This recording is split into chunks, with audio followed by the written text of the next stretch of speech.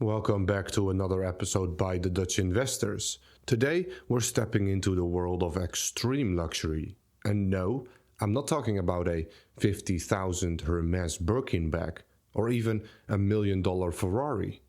Those are mere souvenirs compared to what we're discussing today. This company sells to the wealthiest of wealthy. Curious? Let's find out. Alright, I am talking about the ultimate luxury statement. Something so rare that only a tiny fraction of the world can afford it. To put things into perspective, while millions of people can afford designer handbags or even supercars, only 0.0000075% of the world owns a luxury yacht. And not just any yacht, but a vessel that can cost anywhere from $1 million to $700 million, or even more. For example, take the Azam, a $600 million yacht built for the Emir of Abu Dhabi. If you have that kind of money, it doesn't really matter what you ask a yacht builder, they'll do it. Today, we're not here to talk about that yacht or any other yacht specifically. Instead, I want to talk about the Italian Sea Group, one of the finest yacht builders in the world, building yachts ranging from 30 meters all the way up to 140 meters. This company is quite unique and perhaps the only interesting publicly listed yacht builder in the world. And trust me, by the end of this episode, you'll understand why I prefer the Italian Sea Group over competitors like San Lorenzo or Ferrari. If Hermès and LVMH dominate fashion and Ferrari defines elite automotive engineering, then the Italian Sea Group is the pinnacle of maritime luxury. But despite being one of the top 3 yacht builders in the world, it remains relatively unknown to the general public.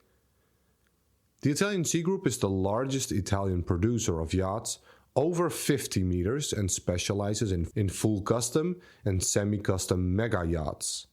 And unlike traditional shipbuilders, this company is positioned in the ultra-high-end segment, catering exclusively to the ultra-high net worth individuals, those with at least $50 million in assets. Each yacht is a one-of-a-kind masterpiece, tailored to the exact desires of its owners, and ranges anywhere from 1 to 3 years to complete. And unlike luxury cars that are mass-produced compared to yachts, these yachts can take years to build, ensuring that every single inch reflects the vision of its ultra-wealthy clientele. Think about it. The Italian Sea Group might build 10 to maybe 25 yachts in a year. Smaller ones, like the Lamborghini Technomar, get 1 delivery each month, roughly, while some full custom yachts only get 2 to 5 built in a year. It just shows you how extremely exclusive and pricey these items are. These extremely wealthy customers want the ultimate freedom, privacy, status, exclusivity, and a floating palace that just makes a private jet look like an Uber ride. So, who are their customers? This is where it gets interesting. The Italian Sea Group customers aren't just rich, we're talking about the wealthiest of the wealthy. And while many companies like LVMH, Kering, perhaps even Hermès and Ferrari cater to the high net worth individuals, their buyers still have price sensitivities. But the Italian Sea Group's clientele live in a world where economic slowdowns and market fluctuations barely matter. For these individuals, a yacht isn't just a luxury purchase, it's the end goal, it's a statement, an asset, it's a sanctuary almost. It's something they have dreamed about for decades. I mean, is there anything more exclusive than having your own yacht? I'm not sure there is. This level of abundance means that, unlike traditional luxury goods, the yachting industry is less cyclical.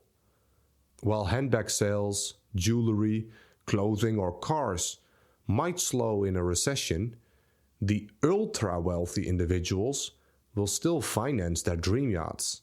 Because when your net worth is north of $1 billion, what's an extra $15 million on a yacht that was already costing you over $50 million? Now, in the beginning, I said that I prefer the Italian Sea Group over Ferrari and San Lorenzo, and let me try to explain why. The Italian Sea Group operates in a niche within the luxury yachting segment. While Ferrari and San Lorenzo are respected Italian yacht manufacturers and they build beautiful yachts, they also cater to the high net worth individuals, focusing mostly on yachts below 70 meters in length. These yachts and customers are more susceptible to economic cycles. The Italian Sea Group, on the other hand, plays in the ultra-luxury segment, where buyers are far less price sensitive. Additionally, the Italian Sea Group can build mega-yachts over 100 meters in length, something competitors currently cannot do.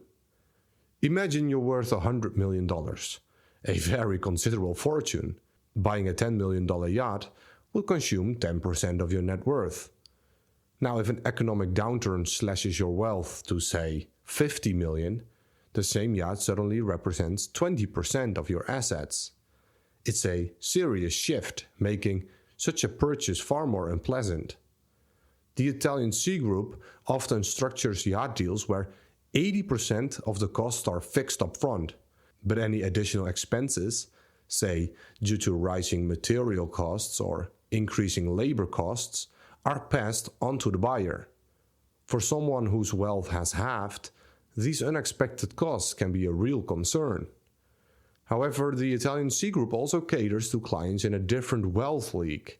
As the only publicly listed company capable of building yachts over 100 meters in length, they attract ultra-wealthy individuals as well. For someone who is worth, say, $10 billion, losing $100 million in a market slump sucks, but he or she will barely feel any of it. And an extra $20 million on a yacht is hardly noticeable too. And this distinction is essential to understand if you're looking for the best possible publicly listed yacht building company. While economic downturns can deter the merely affluent from luxury purchases, the ultra-rich continue to invest in bespoke assets like mega-yachts, ensuring companies like the Italian Sea Group remain resilient even in tough times. In the luxury market, the higher the exclusivity, the more insulated the clientele is from economic downturns. Brands like Hermès, with their ultra-affluent customer base, often remains more resilient when others falter. Similarly, in the automotive world, Ferrari's elite positioning has allowed it to post strong results despite broader market challenges. In other words, the Italian Sea Group operates in a niche within a niche almost, where demand remains strong regardless of market conditions. And while no brand or company is entirely immune to global economic declines, those catering to the highest level of luxury and wealth often feel the impact last. As investors, we love businesses that are insulated from economic downturns. And that's exactly what makes the Italian Sea Group so fascinating. Their customers continue to spend even when everyone else is struggling. But as with any investment, there are always risks to consider. That's why in our full fundamental analysis of the Italian Sea Group, we cover everything there is to know. The history, the business model, the sector and industry, competitors, the competitive advantage, management, incentives, skin in the game, health, KPIs, capital allocation, financials, valuation, and we give you our thoughts on the company, whether we're buying, selling, or doing nothing. Every single fundamental analysis is available as a podcast or written report. Do you want access to the full deep dive into the Italian Sea Group or luxury companies like Kering or Richmond? Head on over to thedutchinvestors.com, and for less than 55 cents per day, you get a new company deep dive every single Friday. Our 100 plus members already have access to over 40 different company reports. And you'll also get access to our analyst portfolios, our buys and sells, and everything you need to make better investment decisions. Until then, have a wonderful day, stay curious, keep learning, and happy investing.